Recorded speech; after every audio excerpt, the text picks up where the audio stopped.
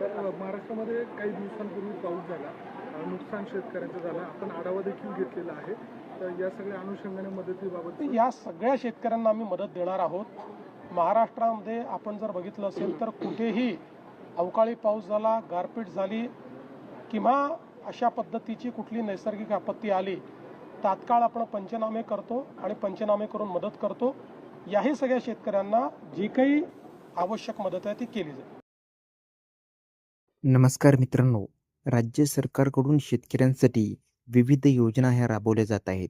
यामध्ये पीक विमा योजना, नैसर्गिक आपत्ती नुकसान भरपाई योजना, अनुदान योजना आणि आर्थिक मदत अशा अनेक योजनांचा समावेश यामध्ये आहे. शेतकरी मित्रांनो, आता पुन्हा एकदा राज्य सरकारकडून शेतकऱ्यांना आर्थिक दिलासा देण्याची तयारी सुरू झाल्याची माहिती समोर येत आहे. शेतकरी मित्रांनो, मुख्यमंत्र्यांच्या बैठकीत शेतकऱ्यांच्या समस्यावर चर्चा झाली असून लवकरच पात्र शेतकऱ्यांच्या खात्यात थेट पैसे जमा करण्यात येण्याची अशी माहिती मिळत आहे. म्हणजे शेतकरी मित्रांनो, जे काही पात्र शेतकरी आहेत त्यांच्या खात्यामध्ये लवकरच पैसे जमा करण्यात येणार आहेत. शेतकरी मित्रांनो, विशेष म्हणजे ज्या शेतकऱ्यांचे नुकसान झालेले आहे किंवा जे विविध योजनांसाठी पात्र आहेत त्यांना या मदतीचा फायदा मिळू शकतो. मग शेतकरी मित्रांनो, नेमके हे पैसे कोणाला मिळू शकतात आणि याचा फायदा नेमका कोणाला होणार आहे ते आता आपण या व्हिडिओच्या माध्यमातून जाणून घेणार आहोत. ज्या शेतकऱ्याचं नैसर्गिक आपत्तीग्रस्त शेतकरी आहेत, ज्या शेतकऱ्यांचं नुकसान झालेलं आहे किंवा पीक नुकसान झालेल्या शेतकऱ्यांना किंवा योजनेसाठी पात्र लाभार्थी शेतकऱ्यांना किंवा आधार व बँक खाते लिंक असलेले जे काही शेतकरी आहेत, या शेतकऱ्यांच्या खात्यामध्ये थेट रक्कम ही जमा केली जाणार आहे. शेतकरी मित्रांनो, अनेक वेळा कागदपत्रांमध्ये त्रुटी असल्यामुळे हे पैसे अडकतात.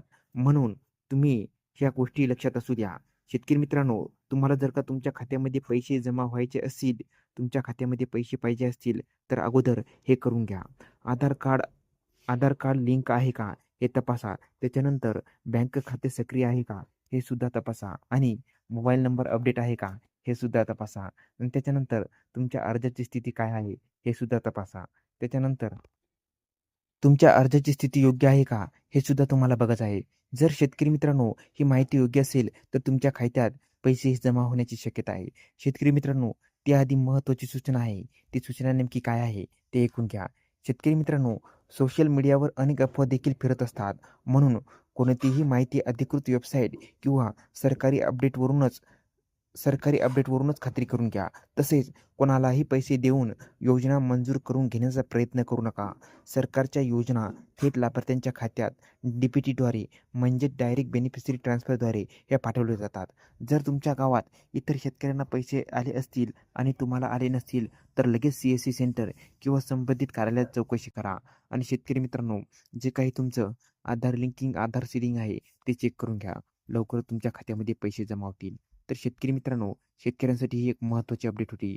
तुमच्या खात्यात पैसे आले आहेत का की अजून वाट पाहत आहात हे आम्हाला नक्कीच कमेंटमध्ये सांगा. आणि अशाच आणखीन सरकारी योजनेसाठी, सरकारच्या अपडेटसाठी आणि महत्त्वाच्या बातम्यासाठी आपल्या या चॅनलला लाईक, शेअर आणि सबस्क्राईब करायला विसरू नका.